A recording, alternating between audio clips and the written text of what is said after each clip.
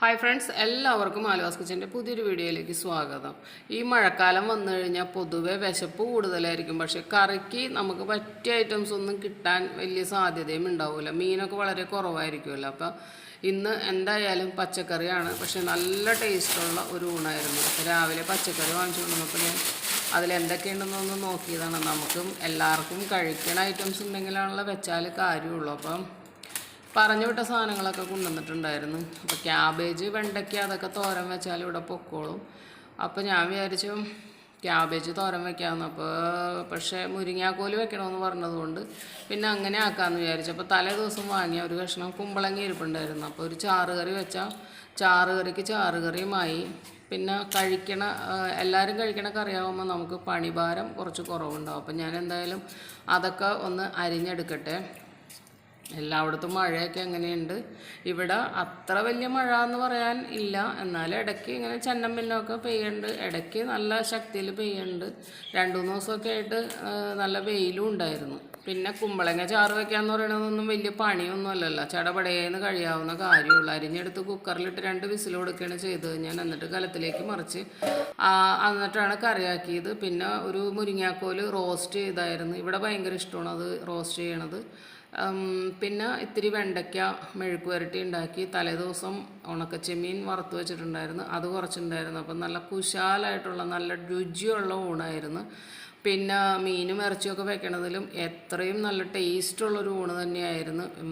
എല്ലാവർക്കും അങ്ങോട്ട് പിടിച്ചില്ല, എന്നിരുന്നാൽ കൂടി എനിക്ക് നല്ല ഇഷ്ടപ്പെട്ടായിരുന്നു.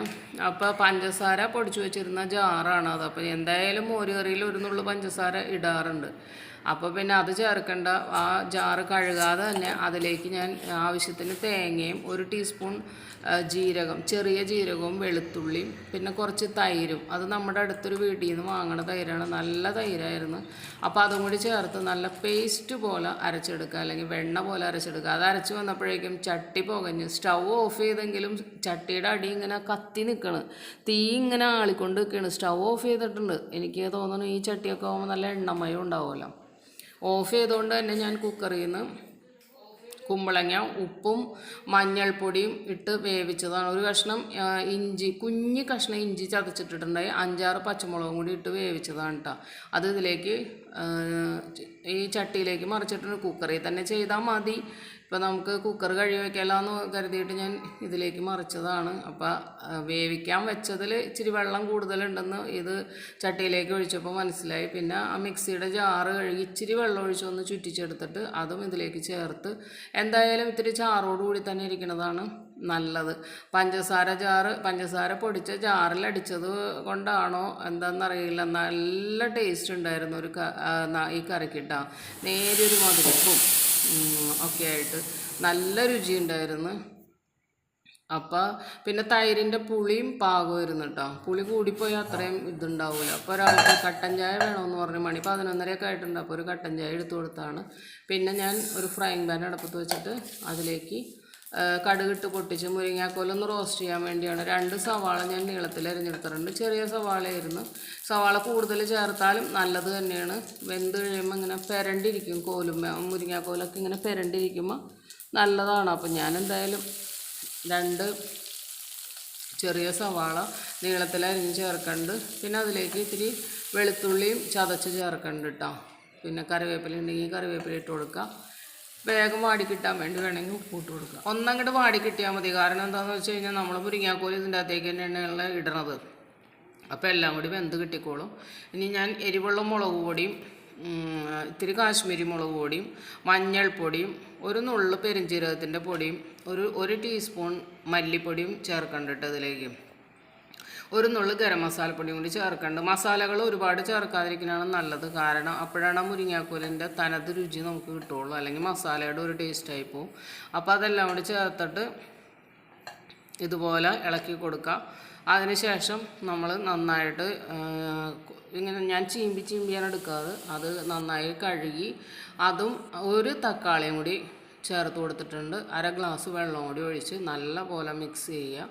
ആവശ്യത്തിന് ഉപ്പിടുക, അടച്ചു വയ്ക്കുക, സിമ്മിലിട്ട് കൊടുക്കുക, വേവിച്ചെടുക്കുക. അത്ര ഉള്ള പരിപാടി. നല്ല രുചിയാണ്. കാരണം ഇത് മുരിങ്ങാക്കോല് അരപ്പി കിടന്നല്ലേ വേവണേ. അപ്പോൾ അതിൻ്റെ ഫ്ലേവറെല്ലാം അതിലേക്ക് പിടിച്ചിട്ടുണ്ടാവും. പിന്നെ ഒരുപാട് വെന്തിങ്ങനെ വിട്ട് വിട്ട് പോണ പരുവത്തിൽ എടുക്കരുത്. എന്നാൽ വെന്തിട്ടും ഉണ്ടാവണം. ഒരുപാട് കുഴഞ്ഞ് അത് വിട്ടുപോയാൽ കോല് വേറെ ഇതുപോലെ കിടക്കൂലേ, നമ്മൾ സാമ്പാറിലൊക്കെ ഇട്ട് കഴിഞ്ഞാൽ വെന്ത് പോകണമല്ലോ, ആ അവസ്ഥയിൽ എടുക്കരുത്. വെന്തിട്ടുണ്ടാവണം, എന്നാൽ വിട്ടുപോവുകയും ചെയ്യരുത്. അതവിടെ അടച്ചു വെച്ചിട്ട് ഞാൻ പോയി വേഗം വെണ്ടയ്ക്ക അരിഞ്ഞെടുക്കുകയായിരുന്നു. ഇടയ്ക്ക് ഇളക്കി കൊടുക്കണ്ടായിരുന്നു. ആ നേരം കൊണ്ട് മുരിങ്ങാക്കോല് വെന്ത് സെറ്റായിട്ടുണ്ട്. ഇതാണ് ഞാൻ പറഞ്ഞത്, കുറച്ചും കൂടി സവാള ചേർത്താൽ നല്ലതാണ്. ഇതുപോലെ പെരണ്ടിരിക്കും, കണ്ട ഇങ്ങനെ വെന്താൽ മതി. അപ്പോൾ അത് സെറ്റായിട്ടുണ്ട്. ഇവിടെ ഭയങ്കര ഇഷ്ടമുള്ള ഒരു കറിയാണ് അത്. ഒരു ഇറച്ചിക്കറി പോലെ തോന്നും നമുക്ക് കഴിക്കുമ്പോൾ. പിന്നെ മുരിങ്ങാക്കോൽ ആട്ടിറച്ചിയുടെ ഫലം ചെയ്യുമെന്നൊക്കെയാണ് പറയണത്. അത് എത്രത്തോളം സത്യമാണെന്ന് എനിക്കറിയില്ല. വേറൊരു ഫ്രൈങ് പാൻ വെച്ച് കൊടുത്തിട്ട് കടുക് പൊട്ടിച്ച് കൊടുക്കാം. നമുക്ക് വെണ്ടയ്ക്ക തോരൻ വയ്ക്കാൻ വേണ്ടി, തോരനല്ല മെഴുക്കുവരട്ടിയാണ് വെച്ചത്, കാരണം തേങ്ങ ഞാൻ ഇട്ടില്ലായിരുന്നു. ഒരു സവാള കുരുകുരാന്നരിഞ്ഞതും ഇച്ചിരി വെളുത്തുള്ളിയും കൂടി അതിലേക്ക് ഇട്ട് കൊടുക്കാം. കൂടെ തന്നെ ഒന്നങ്ങോട്ട് ഇളക്കിയിട്ട് അതിലേക്ക് വെണ്ടയ്ക്കയും ചേർത്ത് കൊടുക്കുന്നുണ്ട് കേട്ടോ. ഒരുപാട് സമയമൊന്നും വേണ്ടല്ലോ. നമ്മൾ ആ മുരിങ്ങാക്കോല് വെന്ത നേരം കൊണ്ടാണ് ഞാൻ ആ വെണ്ടയ്ക്ക അരിഞ്ഞെടുത്തത്. കൂട്ടി പിടിച്ചിട്ട് കട്ടിങ് ബോർഡ് വെച്ച് അങ്ങോട്ട് അരിഞ്ഞാൽ മതി. അപ്പോൾ ഇത് സെറ്റായിട്ടുണ്ട്. ഒന്ന് ഇളക്കിയിട്ട് അപ്പം തന്നെ വെണ്ടയ്ക്ക ഇട്ട് കൊടുക്കുക. ജസ്റ്റ് ഒന്ന് ഇളക്കി കൊടുക്കുക. ആവശ്യത്തിന് ഉപ്പ് ചേർക്കുക. ആ നേരം കൊണ്ട് ഇതിന് അധികം വേവുമില്ലല്ലോ, ഒരുപാട് വെന്ത് കുഴച്ചും കളയരുത്. അപ്പോൾ ഇതുപോലെ ഒന്ന് ഇളക്കി കൊടുക്കുക. അതിന് ശേഷം അതിലേക്ക് ഞാൻ ചേർക്കണത് ചതച്ച മുളകുണ്ടെങ്കിൽ അത് മാത്രം ഇട്ട് തന്നെ ചെയ്യണതാണ് അടിപൊളി ടേസ്റ്റ്. അപ്പോൾ എൻ്റെ കയ്യിൽ കുറച്ചുണ്ടായിരുന്നുള്ളൂ, അതുകൊണ്ട് ചതച്ച മുളക് ഇട്ട് എരിവുള്ള മുളക് പൊടി ഇട്ടിട്ടുണ്ട്. ഇനി വെണ്ടയ്ക്കയ്ക്ക് നല്ല കളറ് വേണമെന്നുണ്ടെങ്കിൽ കാശ്മീരി മുളക് ചേർത്ത് കൊടുക്കുക കേട്ടോ. ഞാൻ ഇപ്പം കാശ്മീരി മുളക് പൊടി ചേർത്തില്ല, എരിവുള്ള മുളക് പൊടി മാത്രം ചേർത്തോളൂ. കാശ്മീരി മുളക് പൊടിക്ക് നല്ല വിലയാണ്. അപ്പോൾ അത് ആവശ്യമുള്ളതിൽ മാത്രം ചേർത്താൽ മതിയല്ല. ഇതിപ്പോൾ അധികം കളറില്ലെങ്കിലും കുഴപ്പമില്ല. അപ്പം ഞാൻ അതിലേക്ക് മഞ്ഞൾപ്പൊടിയും ചേർത്തിട്ടുണ്ട്. ഇത്രേ ഉള്ളൂ. അത് അങ്ങനെ ഒന്ന് നന്നായിട്ട് ഇളക്കാം. അതിനുശേഷം സിമ്മിൽ അടച്ചു വയ്ക്കുക. നേരം കൊണ്ട് നമുക്ക് എടുത്ത പാത്രങ്ങളൊക്കെ കഴുകാനുള്ളതൊക്കെ കഴുകി വരുമ്പോഴേക്കും ഇത് സെറ്റായിട്ടുണ്ടാവും. ഇടയ്ക്കൊന്ന് ഇളക്കി കൊടുക്കുക. അത്രേ ഉള്ളൂ പരിപാടി. അടച്ചു വയ്ക്കുക. ഇടയ്ക്കൊന്ന് ഇളക്കാൻ മറന്നു പോകരുത്, കാരണം അല്ലെങ്കിൽ ഇത് അടുക്കി പിടിച്ച് പോകും. ഒരു തരം വഴുവഴുപ്പുണ്ടല്ലോ ഇതിന്. പിന്നെ അടിപൊളി ഫ്രൈങ് പാനൊക്കെ ആണെങ്കിൽ പേടിക്കണ്ട. പിന്നെ എണ്ണയൊക്കെ കുറച്ച് ഒഴിക്കുകയാണെങ്കിലും ഒന്ന് ഇടയ്ക്കിടയ്ക്ക് ഇളക്കി കൊടുക്കുന്നത് നല്ലതാണ്. എണ്ണ കൂടുതൽ ഒഴിക്കുകയാണെങ്കിൽ അത്രയും ബുദ്ധിമുട്ടുണ്ടാവില്ല. ഇതെല്ലാം ഞാൻ വെളിച്ചെണ്ണയിലാണ് ചെയ്തത്. ഈ കറികളൊക്കെ വെളിച്ചെണ്ണയിൽ തന്നെ ചെയ്യണതിലും നല്ലതാണ്. അങ്ങനെ നമ്മുടെ ലഞ്ചിൻ്റെ കറികളെല്ലാം റെഡി ആയിട്ടുണ്ട്.